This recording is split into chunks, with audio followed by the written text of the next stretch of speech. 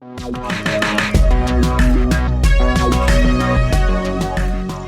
estamos listos para continuar con nuestra segunda actividad del día y escuchar sus reflexiones sobre Site Selection, estrategia de ubicación en la nueva normalidad, cómo seleccionar las instalaciones correctas para sus operaciones. Seleccionar instalaciones que se adapten a las necesidades de la industria de Life Science ante la nueva normalidad es un paso clave para el futuro del sector. En este panel discutiremos cuáles son los factores que determinan el éxito de la selección de un site, las últimas tendencias en la nueva normalidad y los distintos tipos de contratos flexibles que se pueden negociar. Asimismo, descubriremos qué buscan las empresas internacionales y cuáles son las bases para negociar su establecimiento.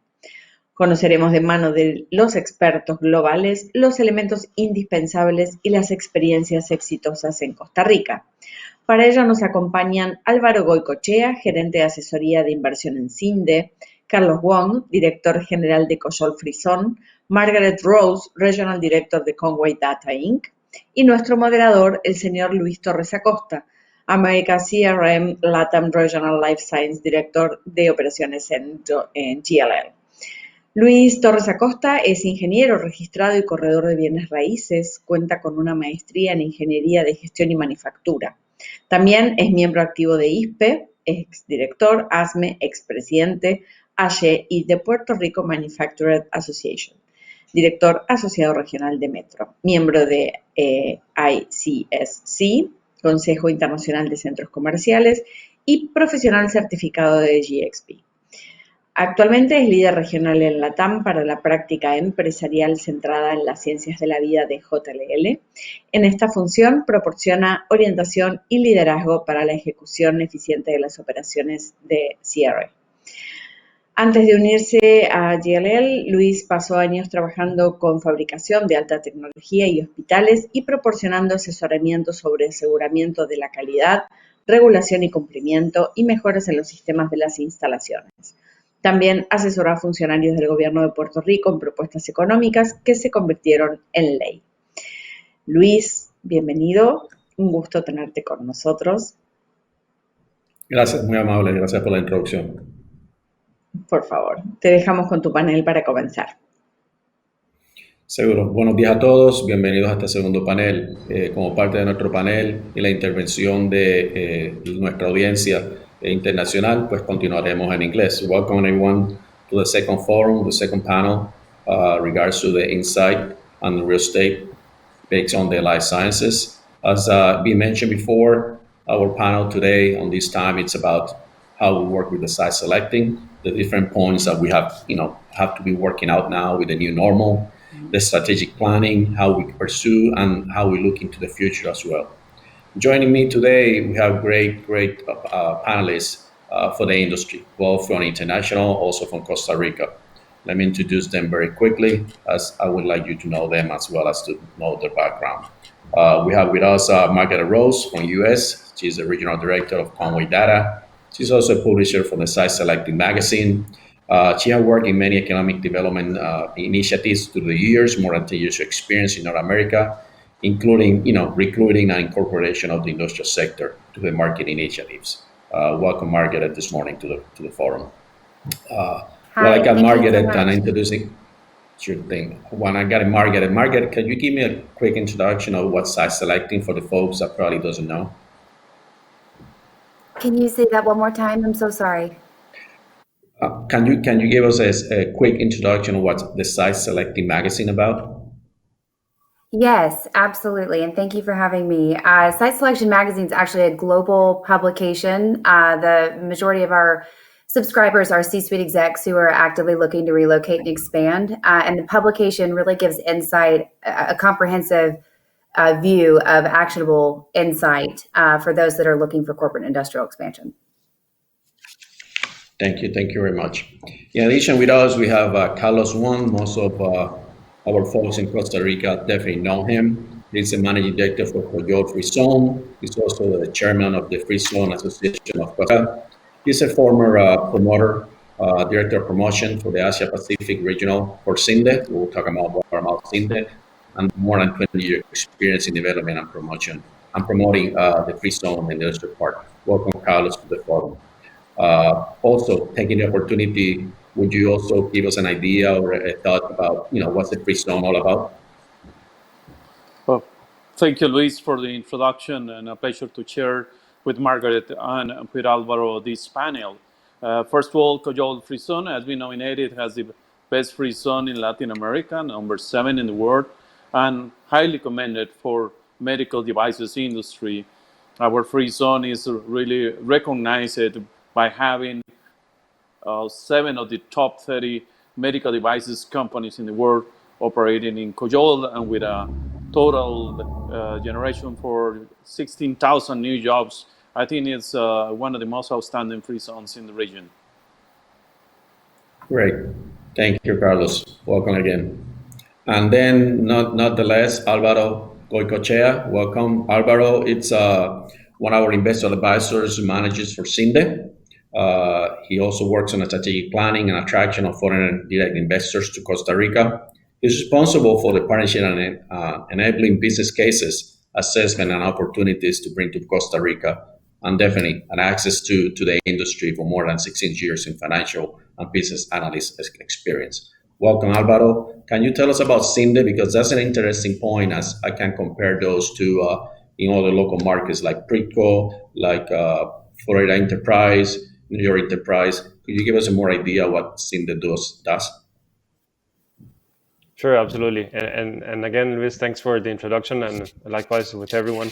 Thanks for sharing this time. So basically, CINDE is the investment promotion agency for Costa Rica. We're focused, of course, on the attraction of foreign direct investment into the country. One point which is important, we are a private organization. We are a non-for-profit organization, and as well an apolitical organization. Therefore, that gives us a flexibility to be able to work with the local market and as well with the government, but with an actual ease of doing the business. And recently we've been recognized as, been recognized as the top investment promotion agency.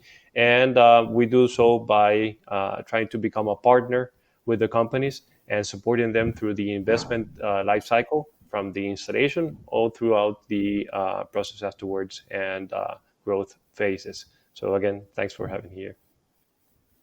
Great, Alvaro. Thank you. So as you can all see, we have a great panelist into the team, from the investment standpoint, from the international standpoint, for the local focus into what are we doing in Costa Rica and the needs and what's going on throughout the process of the new normal, the new exciting, changes throughout the industry and the life sciences. So with further, delays, I want to go to specific areas and questions that I want to, throw at the panelists so to see their feedback and their experience. Let me start by Margaret. With the 2020 being such a disruptive year for the industry in general, do you think that the driving factors of selecting a site have changed? If they change, how you think it's being perceived nowadays? Okay. Yeah, right off the bat, my first thought is, how could it not change? With everything that COVID-19 has presented to people this year, there have been a number of industries that have not been as resilient as the life sciences industry. But when you really take a step back, one of the things that came to mind first was the type of companies that need clinical trial space. That could have a different outcome now when looking for a site. They may not need as much space as they did before. And a perfect example of that is something that actually one of our editors wrote about in our July issue. Gary Daughters wrote about a company called Evidation. It's a Johnson & Johnson pharmaceutical company that partnered with Apple to really explore what the Heartline study app on the iPhone and the heart health capabilities of an Apple Watch, how those could help prevent health risks in individuals. And instead of needing a space for them to, perform clinical trials and do something like that, they were able to use an app-based approach and enroll participants immediately and then study that data that way. So when you look at that, then you've got a change in the amount of space that someone may need. So absolutely, the things that people are looking for in sites has definitely been impacted. And when we look at that, I mean, how does the magazine, intervene in regards to do their research? I mean, how do they actually add more data for those who actually got into the size selecting magazine and some other, tools to identify, what are the points that they're going to look into it when they look at these changes? Yeah, how are we sharing that information? Yes. Or how are we obtaining it? Yeah. So we have a fantastic editorial staff at Conway. We also have offices across the world in Germany, in Shanghai. And so basically you could say that we have people working around the clock, quite literally. And we also have a fantastic database that we have kept over decades that we've been around. I mean, we're about to go into year 67 of publishing. And so we really have a very talented team that is conducting interviews. We have AI intelligence that we use to pull press releases and information off the internet and keep track of all those things that are going on. And then we're able to compile that into our publication 6 times a year. So really, I would just give all the credit to the editorial staff and our data team at Conway. Super, excellent. So Alvaro, now going to you in regards to the same subject. I mean, being a promoter, being a strategist, how you perceive the investors actually use that information, how you perceive the investors actually saying, are the change affecting me, and how you work that out with them? Sure, perfect. And I think in that sense, I would categorize the answer in two ways. One would be thinking on the short term and how that has actually affected the companies, and also on the long term. On the short term, I would probably say that the supply chain and how it has been evolving into a more agile supply chain is very important. And by more agile, I mean that it's going to be focused on the proximity to the final customer. That's really important right now. Those are one of the things that actually have been a game changer. As well, the risk mitigation is something which is now in the top of the mind of all the executives. And by risk mitigation, you could focus it on the expansion of the capacity and the redundancy that you have with the supply chains instead of having that lean supply chain as we did before. So that is important. Related to that topic, of course, is going to be the scalability and the quick ramp up that you can do to be able to take advantage of that shift in the supply chain. And as well on the reconversion of the facilities you could have to be able to quickly change your product lines or quickly introduce new product lines into your facilities. That with the short term. And with the long term, I think most of the things have remained relatively stable. I would probably say that the focus on the stability of the environment in which you're going to make an investment is extremely important. Therefore, the country stability, the business environment, and as well the maturity of that cluster, especially for the life sciences companies, is extremely important. Talent, of course, talent and the track record that you would be able to showcase on upskilling and reskilling that talent is as well something that has remained and will continue to do so in the long term. And something which is as well important for us at CINDE and that we've been focusing is with the prosperity and the planet and the people. Those are the type of the combination of items that we think are going to drive on the long term and are going to be the ones that are making the companies more successful or not, focusing on the people, the planet, and the prosperity. You brought an interesting point in regards to the supply chain environment.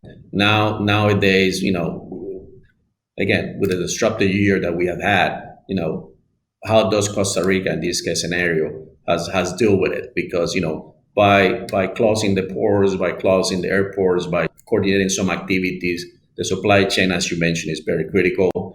In the case of course, in Costa Rica, you might have, far more than the shipping or through airplanes. You have also the carriers throughout Central America. So how you guys has managed that? Because there becomes an element of supply chain, regards to stocking, regards to warehousing and some other areas. Can you elaborate on that?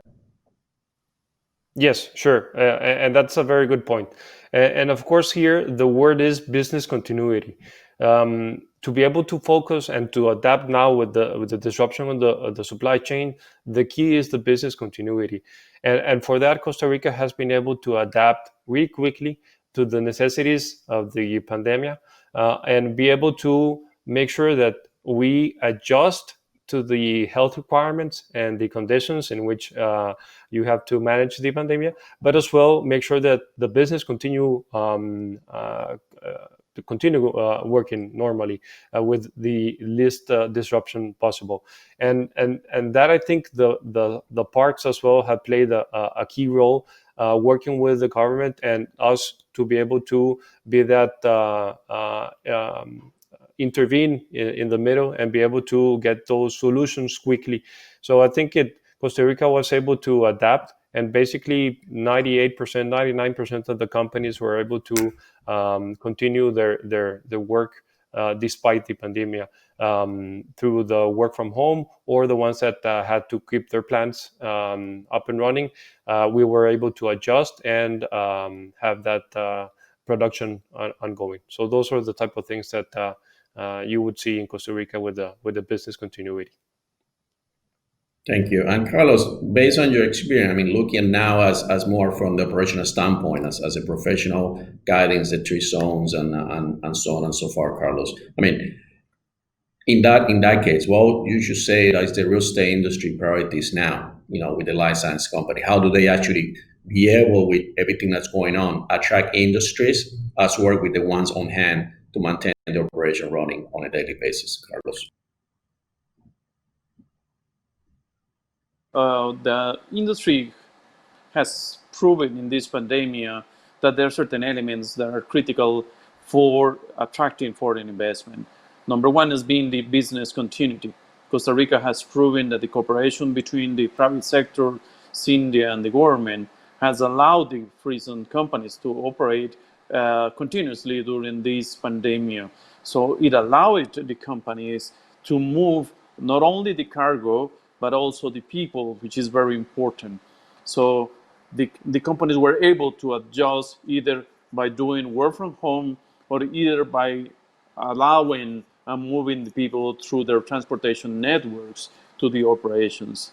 And that, joined with the location of Costa Rica, which we can definitely call Costa Rica a near-shore facility, allowed definitely that Costa Rica has been in a very good position not only to continue doing business under the life sciences industry and under the free zones, but also being well positioned for the future in terms of continue attracting new businesses based on those principles of business continuity, flexibility at the workplace, and also on the reliability of the free zone systems and security of the free zone incentives in Costa Rica. So in regards to, the site thing, because that's to maintain operating the flexibility, the knowledge that not to shut down, but actually, maintain the capabilities of the existing sites.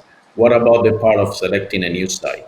As an industry I have already might say, you know what, convince me that, the new normal, the new life science industry is still no more than the regular previous normal, as we might say. It was what you just stated. But the new normal, I mean, how do they actually look at today? Okay, I have what I need to invest in Costa Rica. I need what I, my investment is going to have a good return a good ROI return regards, bringing more industry. So that's size selecting, expanding opportunity. How do they perceive that, the existing companies that you're dealing with? Well, number one, you have to choose a country that proves its business continuity. Second, you have to work with a developer that will provide services and adapt its services to the needs of the pandemic. In the case of Coyol, we started by not only working with the government in terms of the continuity, but allowing the companies to be defined as a strategic sector for Costa Rica, but also with the transportation system of Coyol, which is working in order to sterilize all the different buses, to apply all the COVID prevention measures together, not only as a part, but also with the companies, and to work and provide solutions that are needed on a day-to-day. We monitor what's going on in terms of the COVID. We provide not only logistic support to our companies, but also medical support and expanded our medical conditions and facilities, but also working with the communities to help the communities to work around the pandemic by offering different things like donations of equipments, like donation of masks,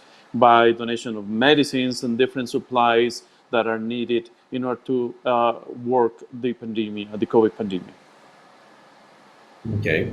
And Margaret, looking into what Álvaro has shared in regards to how the industry is behaving, how the supply chain is behaving, Carlos sharing what it's from the operational standpoint, things happening and their priorities. When we look into the strategic marketing effort to actually bring industries to still being strong, rely on the industry that's still strong, and it's a matter of just a momentum that we're going to go through, but we're going to come back again through it.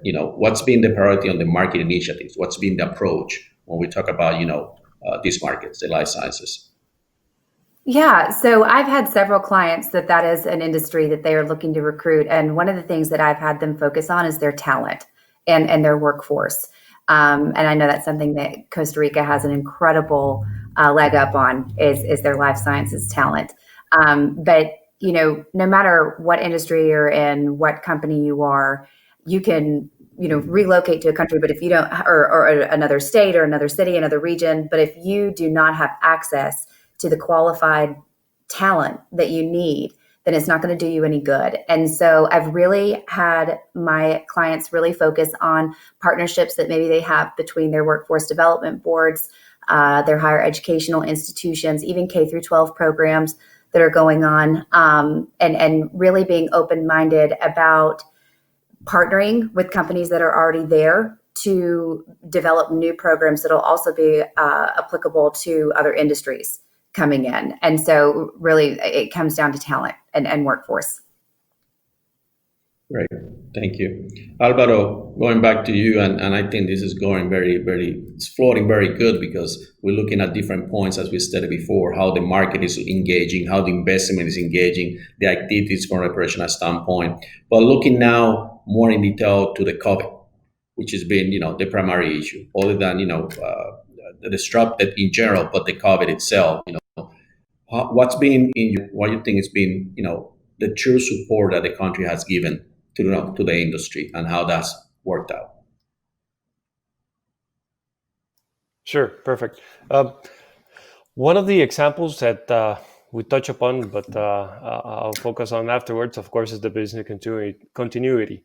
But another point has been the part of education and how we can reskill, adapt, and upskill as well our existing talent. I think that's one of the key things that we've been able to accomplish through this crisis, not only from a government standpoint, from CINDE standpoint, but as well from the company's standpoint, because the collaboration has been really important in that sense. Through an example like this is we've been able to create a scholarship program with Coursera, in which we provided 50,000 scholarships for people to be able to upskill and reskill and be able to position themselves into the jobs that the companies have been actually increasing during the times of COVID. And this is one of the things that have actually put us in the map of saying you have the talent and you have the availability to ramp up quickly, because you're going to have programs that are going to be tailored to your needs and be those quick wins to be able to get that talent and then ramp up in a better way. So that is one of the things as well. I think one thing that has been consistent throughout Costa Rica has been the access to the different markets, and that has been through the free trade agreements. This has been something that companies have taken advantage of, because again, it goes back to the reshuffling of the supply chain and how can we mitigate that risk through the access through different areas. So the free trade agreements and access to different markets has been one of the key things as well. And not to touch upon that again, but I think business continuity as well has been one of the focus, and that has been messages that the companies and the managers have actually been given from the C-levels across the globes, in which Costa Rica has handled the situation quite well. Actually, other locations haven't been able to cope as fast and as quick as Costa Rica, and that actually has put us in a very good position. So I think those are the things. And this is summed up by a word, which I would probably say is resilience. And that's one thing that has characterized the talent and the Costa Ricans in general, is our resilience to be able to adapt to the needs. And when the bar is risen, I think that's when we step up and give our best. So the resilience would be the word to sum it up. Thank you. And Carlos has been impacted when we look into the continuity of the business and with the COVID-19. We know that we have some rules of engagement, both from the individual standpoint or from the social standpoint. We talk about distance between people. We talk about using the mask. We're talking about washing our hands, and the different steps that we have to take care of it on the individual basis. But also it gets related to our environment, our working environment, and that has impacted big time in regards to the real estate and how we are maximizing our space, how we're actually optimizing what we need to do without distracting, as we stated before, the operation. So when we talk about that, we talk about it's an extra spend of money, an additional investment that takes place.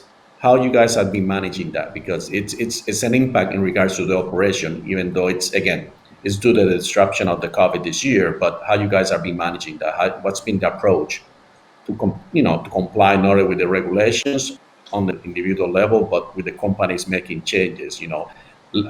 Space and distancing, coordination with processes, coordination new stations for cleaning, coordination new entry levels for which we can continue having a healthy environment.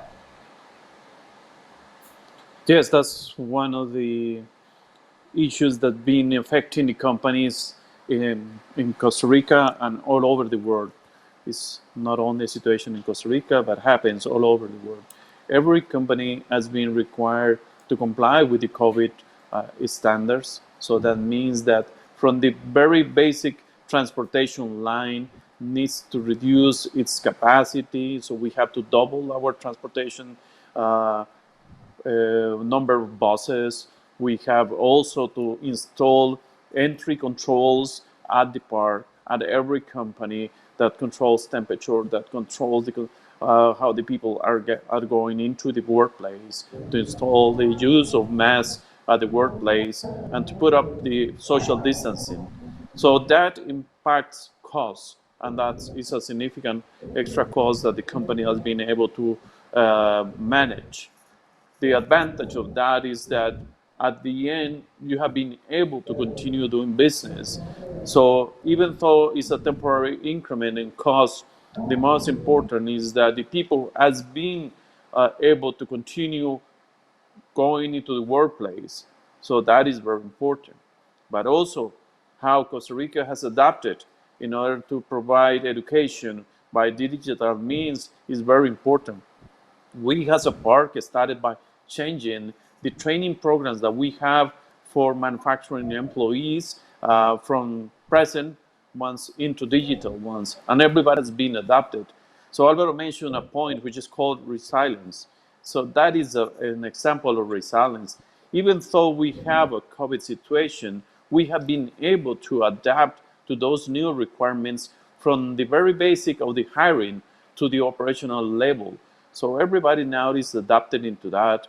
The courses that we provide in the park for technical and for engineering level and master levels has also become digital. So everybody has been able to adjust, and Costa Rica was prepared in that sense in terms of the platforms and digital platforms. Even though there might be some problems with the internet, we continue working around that and doing more and more intense digital kind of conditions, combine it with the presence that requires a manufacturing process. Thank you. So very interesting point. So in general, we have been discussing, as with Alvaro, Carlos, and Margaret, the trends of what's going on in the industry. From the site selecting standpoint, different industries, an example, clinical trials, and how companies look into opportunities, worldwide in places like Costa Rica. Ideas of, short-term, long-term solutions that's to work out to maintain and keep consistency into the services and systems. The supply chain, trends for which very critical to the industry, and how does everybody's working out throughout the COVID, and even though it's a global pandemic, at least Costa Rica, as pretty much many companies are working and coordinating their activities, around that and continue being supported by the different governments or locations. But at the same time, I'm going to start with Carlos on this other trend, which is what would you like to be developed different moving into the future? I mean, something that, because again, this is the pandemic and the critical disruption onto 2020 on the real estate and the life sciences is something new, like everything else. It's kind of like that, major storm that governs every 100 years. So that said, what are the things that you think that we still have to, I won't say lack enough, but we can improve tremendously moving into the future, that we need to take care of so that the industry, the real estate within the life sciences continue to grow? Any thoughts on that? Well, thank you for the question. It's a very good question. For the future, definitely, we all have to look into the real estate not only as a simple brick and mortar solution, but we have to think that the environment has changed, and there are certain elements that has to be at the same level of development. People, very important. All development that we do for the future has to take into account the people. Things have changed for the future with the COVID, like the entry ways, like how the people move. And so we have to create real estate solutions that put people as a central part of our developments. The other important elements that we have to take into account are going to be sustainability. Every part has to think on how can we adapt to the changes that are coming in the future in terms of sustainability. The use of the energy, the use of the natural elements, and the use of our relationship with the community becomes a very important point in terms of the sustainability of whatever development we do in terms of solutions for manufacturing or for services companies. So I would say that are two important elements. There are the people and are the sustainability parameters that are very important for our industry to take in account in terms of a combination between the real estate solutions, the people, and the sustainability objectives. Thank you very much. Very interesting. And I have already a question from our spectators. One of the questions, probably, either Alvaro or Carlos can take it. It's like, what is our take on nearshoring to Costa Rica? Carlos or Alvaro, you want to take that? Well, I will say that we are very well positioned, and I will allow Alvaro to expand on that, because definitely one of the elements that proved very well during this process is that the nearshoring of Costa Rica is very important. Every time that we had a problem with the logistics, our geographical location allow us to move and look for different suppliers. So if there was a problem on a supply coming from Asia, we can look for suppliers in Latin America or in United States and resolve the position. We are also very close to the markets, so the solutions and the exchanges and the logistics are far more easier to resolve in case of problems. So the continuity of Costa Rica, combine it with the capacity to be very close to the main markets of the United States, allowed Costa Rica, a well-positioned country, in order to take advantage of the nearshoring relocation from faraway places that are located in the Asia region, or that may be in other places of Europe but serves the US market. Alvaro, anything else you would like to add? Yes, sure, absolutely. And Carlos touched upon very good points. And I think the part of the geographical location, it's key. Those are one of the key things. If you think when you've seen the process before, the supply chain, and when companies have actually looked abroad, focusing on maybe other areas or regions such as Asia and so forth, when they look into the markets, either the European or the Americas region, they would think, okay, maybe I'm going to put a plant in the US or closer. I think Costa Rica gives that flexibility, not only because of the time frame that which we are in, geographically speaking as well, because we have access to both of the coasts, and we'll be able to export to different levels. But as I mentioned as well, because of the openness of the economy through the free trade agreements, therefore that ease of business in terms of positioning, time zone, and as well availability to the different markets is important. But as well, one of the things that has been very important is that the companies which have been more successful in these times of COVID are the ones that have been able to quickly move their lines or quickly add additional areas of production to their companies. And Costa Rica has been that example, and have actually provided that flexibility. So that near-shoring process in which you probably say, okay, this is kind of like the most the closest that you're going to get to the onshore position, but being able to take advantage of the geographical location, the talent availability, the track record that you have, and as well the cost savings that you would find here, is one of the key things. And that has been what we've seen with the companies trying to knock the doors with how is Costa Rica, what are we doing, and what can we offer. So again, I think we do get a privileged position in terms of being able to manage that nearshoring trend that is ongoing. Thank you very much. And with the same lines, let me go back to Carlos on this. As an end user and a professional, taking care of their sites and the three zones, when we look at, the supply chain, we look at the, partners in crime, like we tease about it, to the industry. Those hubs that actually are there always for, the life science industry in Costa Rica. What three countries you will say are the most, reliable, or the partners that you have, throughout the years? What three, when we talk about nearshoring and we talk about partners, as you stated, on the location and to trades that we have with different, countries, which are kind of like three countries that you would say always rely on, XYZ countries because for specific needs, they're always there and they support us. Well, it's a kind of a question that is related a lot to the supply chain structure of each one of the companies. Talking about our experience in terms of as a real estate developer, definitely I would say first of all is Costa Rica. We cannot say anything else. We are the best country, but our country has a strong relationship with the United States.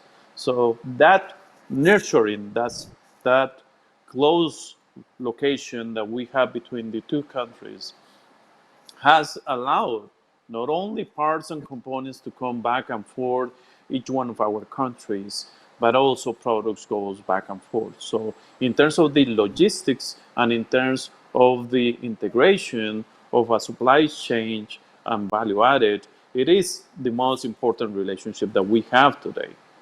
There are other countries that provide components and parts that are also in the region, like for example Mexico. Some of the component and elements in our case comes also from Mexico. We have been able also to bring components from other countries in the Latin America region, like for example Brazil. Even though in this process there are different types of logistics, we have imported also a structure from Brazil, from Mexico, from United States. There are certain areas where we switch our supply chain. We switch supply chain from China into Mexico or into United States as a better and closest location for our supply chain structure. For every industry that might change, but that is specifically in the case of the real estate industry where we are. Thank you very much. And going back to the original question in regards to what we're looking into the future, from the select Margaret, again, similar to the question that I was asking Carlos and Alvaro in regards to, what are we looking to the future that should be more competitive? What to do to bring more industries into, expand and keep growing throughout the industry from the marketing standpoint, from the magazine, what you would say those are the needs for the future? What you would like to see happen?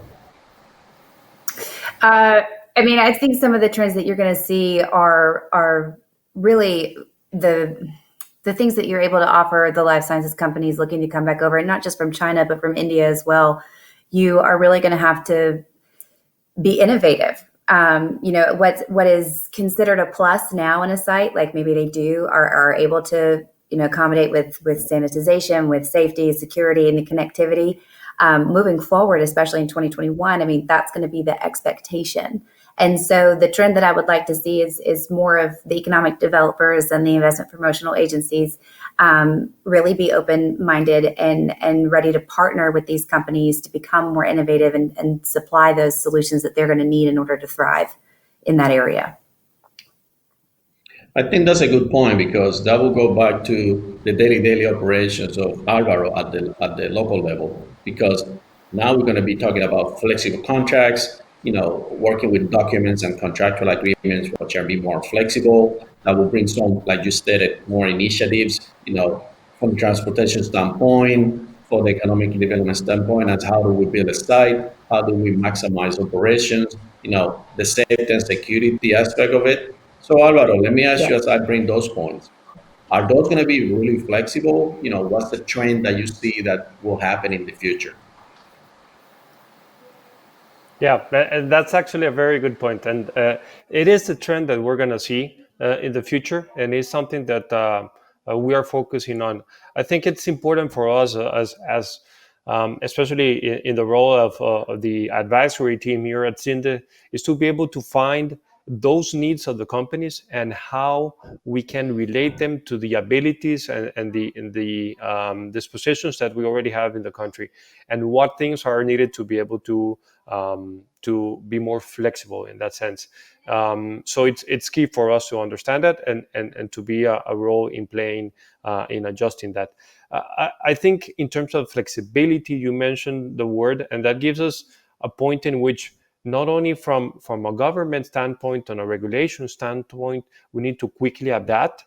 And that's kind of like the things that we've been able to see with the business continuity in Costa Rica. But how will that be maintained throughout the future? And that is one of the important points here. I do believe that we are working to make those changes on a permanent basis, and that those are the things that will give flexibility for the companies to be able to quickly ramp up, as I've mentioned several times, and take that advantage of the nearshoring, because people now are making decisions. Now's the time to understand this is the phase we've already passed through, the stability of the pandemic, adapting a little bit to the new normal, and thinking again how we're gonna reshuffle, how we're gonna continue growing. So that's important.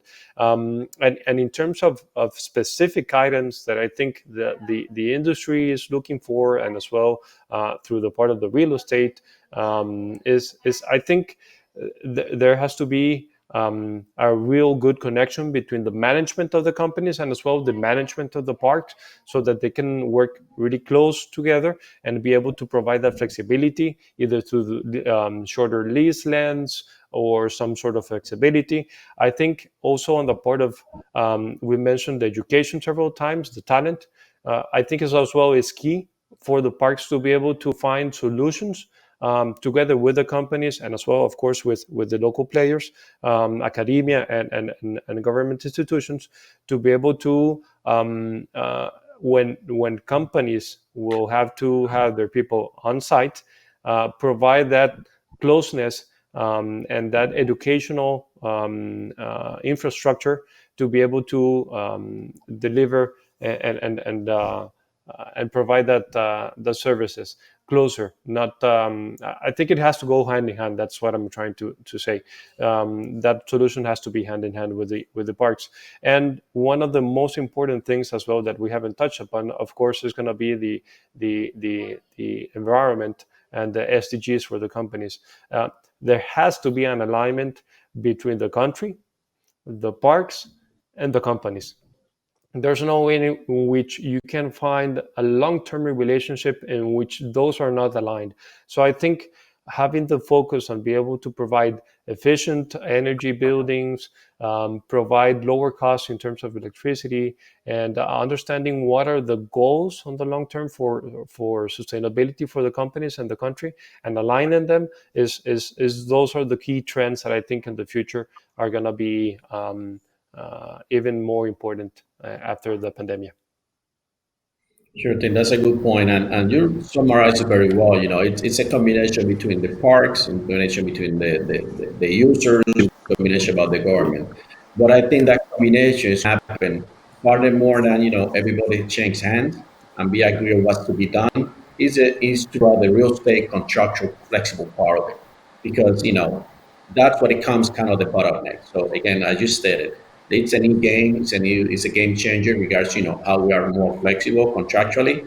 How in the industry we call it kind of like the just-in-time process that we do in the manufacturing. Now it's going to become also part of the how we document and contractually agree to be flexible in circumstances such as the COVID, or circumstances such as we have to be flexible to work together on this. And even though we have probably like 10 more minutes or so, I want to go back to a point that Margaret brought up in some respect, and I caught it a little, but I didn't want to be too much point out. But I would like as a closer statement in journey of you guys is, we talk about the impact to COVID, we talk about the impact through game changer, we talk about rumors and understanding how China is going to change the industry. I think it's overstated. But at the same time, from you, the experts, I'm going to start with Margaret. What are your thoughts on? Because again, everything is not built or manufactured 100% in China. So there are flexibility, like you stated before, the clinical trials and some of the areas that still, been an opportunity to grow. And I just want to get your thoughts on that, on the corporate statement of, China is in jeopardy, and the industry and so on and so forth. What we stated, not to go political into it, but at least you get your senses as to what's your perception of it. There's a lot of moving parts in that, not to be extremely basic, but the opportunity that is there for North America. Sometimes Americans tend to think that they're the only option, and they aren't. But when we look at the amount of US-based companies that are over in China, there's right over 170 that could potentially be looking to come back. And the bottom line is that the US is not the only option. And in some cases, it's not the best option for certain categories underneath life sciences. I read an article the other day by McKinsey & Company about Quebec and Montreal being a huge artificial intelligence hub. And in many years past, companies that they've talked to out of California, New York, Massachusetts, the conversation has been the cost and how it's just not reasonable really to go to those three states that you can really, life sciences is a top industry for them, but they may not be the best option moving forward with the cost of living and with the cost of running a business there. But I think that there's a huge opportunity with these companies coming back, especially in Costa Rica, because of all of the programs that they have available workforce-wise. And so I think that answered the question. I'm not really sure. It's kind of a rabbit hole. We don't want to put you in the spot. We just want to get the feeling, because I very much agree with regards to that. I mean, when we look at North America, we look at, of course, primary industries, are either in North America, or some of them in Germany or the EMEA part. And at the end of the day, our industry in North America has focused more in the past into research, R&D, and those specific areas. And I think by bringing back the industry, those who will grow up in North America, or the manufacturing advantages of other countries such as Costa Rica will definitely be a good hub for them to reconsider as to how to work it out. And I think that's an opportunity there that everybody's looking at. Any thoughts on that, Alvaro? Yes, I think here there was one key item, and that I would summarize it in a higher value add type of work, and this I would tie it to the research and development, to the R&D type of work that companies should focus on. I think we've seen through examples. Sometimes companies might think nearshoring should be only for the lower end type of work, but that's quite the opposite. Costa Rica has been an example, and when we have clients and we have companies come to Costa Rica, they get to understand what are the companies doing here, to what level of work can the companies and the talent here in Costa Rica do. They're really amazed on the level of and the type of work that we can do. So therefore, the word R&D, research and development, is key right now to expand. I've mentioned before that the most successful companies are the ones that have been able to reshuffle their product lines, and that goes as well to the part of higher value added type of work, because that's where Costa Rica really stands out and really provides that cost efficiency because of the talent of the people, but as well on the different side, on the cost versus other locations like Ontario or other regions, and the benefits that we have for the free trade zone as well provide that additional bump in terms of the cost savings. Therefore, on the long term, you're going to have a really ability to be able to take advantage of the talent and the cost savings, and as well in the geographical standpoint. So I think all in all, it coincides really well.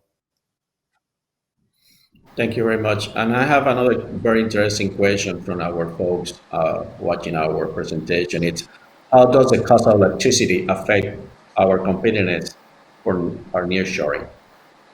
You want to take that, Alvaro or Carlos? Well, to make a couple comments, the cost of electricity definitely affects the companies, primarily for those companies where electricity is one of the main elements of production costs. When you go higher and higher in terms of the technology, then at the same time you are going to be requiring more and more electrical service at a competitive cost. So it's not only the quality elements, but also the cost elements that are coming into effect. Nevertheless, I think that there are changing elements in Costa Rica that are helping to improve that competitiveness that will put us on a competitive level. Those changes are related to the solar panels, solar energy possibilities. There is a new regulation that is coming in and will allow the companies to utilize far more extended the solar panel energies that is much more competitive than the regular electrical service of Costa Rica. Also, the changes in terms of the tariffs that are coming from the ICE, which is the main electrical company of Costa Rica, might be able to improve the conditions. We are still far away from where we want as a developer and as promoters of Costa Rica, of the investment into Costa Rica, but those elements mark a path towards a better future and more competitive position in the future for Costa Rica. Thank you. And Margaret, do you think that, it's electricity, the cost of energy, it's a big factor when you talk about your, when you guys do the research and becomes kind of a bottleneck when they try to look into the best place to, relocate or, expand their operations? Would that be a factor within the first three factors that might be a showstopper? I honestly don't know if I'm the best person to answer that question. But top three, perhaps. But there are some companies out there that they might be willing to pay an increased cost for something that an increased cost of electricity if, say, the location was absolutely perfect, or they were able to have access to the right talent or the right workforce. So it's really just a per basis type situation. Sure thing, and thanks for the honesty again. Not to put you in the spot, but I think that's very important for everybody to understand, because one of the issues is, even though we look at energy for the existing industries, which are already in place, like Carlos mentioned, it could be or not an element of decision for a new expansion of a new opportunity for a new business to do, site selecting, especially having, as we stated before, in Costa Rica, the talent, the knowledge, the supply chain, and some other factors that might be in higher level when we do our, kind of Six Sigma in some respect to what's the best combination of factors. Alvaro, you say something, I believe. Yes, and that is a very good point. But I think when we analyze, and Margaret mentioned it correctly, I think when a company analyzes if the cost of electricity is going to be a showstopper, I think the first thing to showcase is that if that would be the first or one of the most important things for a company to avoid investing in Costa Rica, we wouldn't have the cluster of medical devices that we have right now in the country. Having more than 70 companies in the life sciences sector, and as well having 14 of the top 30 as well globally, is a showcase that is not the underlying reason, or that is not the show-stopping aspect to it. So I think when you see it, it's very important. More and more companies have been focusing on trying to reduce their footprint. Carbon footprint either be carbon neutral or carbon negative. That's a trend that is ongoing, and Costa Rica provides that flexibility to be able to have clean, efficient energy. There's an additional cost to it, but with the changes of the regulation that Carlos was mentioning, Costa Rica should be able to position themselves already with the practically 100% of clean energy, and as well with cost effectiveness of the electricity. And when you combine that with the other decisions, such as the talent, such as the nearshoring abilities, with the geographical, with the access to the markets, and as well to the track record, that's when you put it on balance, and when you decide that Costa Rica is a good location. So I think, all in all, we don't try to hide anything that could be a little bit more negative for the company, but we tend to make sure that they understand the bigger picture and the stability on the long term. Thank you. So in summarizing our discussion and trends regards to the site selecting and the new opportunities with what we call nowadays the new normal, I think that, I will summarize, but it is still opportunities in the market, still very much opportunities. One disruptive situation might bring, an initiative and an opportunity as well. So everybody should stay tuned. There are many moving pieces, as we mentioned before, in regards to how the industry is behaving. But at the end of the day, what is most important is the real estate, the life sciences, and the environment for which they continue operating, supporting their activities, the park supporting, their tenants. I mean, the industry supporting the people, the government providing the support they need. So I guess we are in good hands. Of course, difficult hands, because it's globally the situation, but I think we'll come out of it, and we might do well in the near future. I really appreciate your feedback. Any closing statements that any of you wants to get? Margaret, any other thoughts as we close? I want to add a little bit of what Alvaro was talking about. Just props to Costa Rica. I think once more, I know especially states start getting on that train of thought that reducing carbon footprint is not a trend, but it's a responsibility. And just the right thing to do, that will help them attract more companies that have those same values aligned. But I've always have admired Costa Rica's continued dedication to that initiative. Thank you very much. Carlos, any other final thoughts you want to bring to our forum?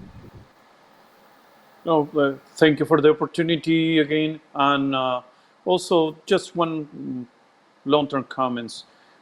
We all have to think on sustainability. We all have to think on how to improve talent. And the main challenges that comes up for Costa Rica are precisely those. How to maintain the talent pool, how to keep improving our talent pool. And that's where we all are working in order to provide the sustainability conditions, to provide the talent pool of people that this industry needs, and to adapt to the changes that the industry are facing and growing for our future. Thank you very much. Thank you. Thanks again. Alvaro, any thoughts as a last closing statement you would like to add? Sure, perfect. And I think all in all, this pandemic has been an eye opener for everyone, and especially in the life sciences sector. I think as a country, we try to position ourselves focusing on what I mentioned before, on planet, people, and prosperity. And those are the key things that summarize everything that Costa Rica is trying to achieve through the real estate as well, but as well through the companies and the work with academia. I think that opens everyone's eyes to different possibilities, different subsectors like pharma, diagnostics as well. Those are the key items or the key subsectors in which life sciences can expand and reshuffle with the nearshore. So again, I think it's been quite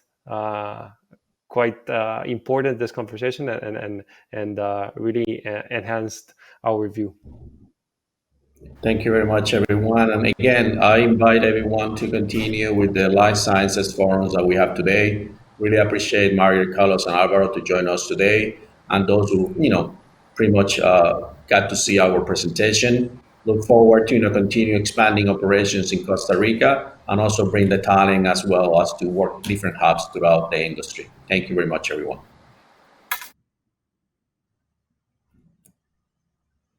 Interesante, Luis. Un placer contar con tu moderación para este panel. Gracias, encantado, un placer. Álvaro Cochea, Carlos Wong, Margaret Rose, Luis Torres Acosta, un panel muy enriquecedor.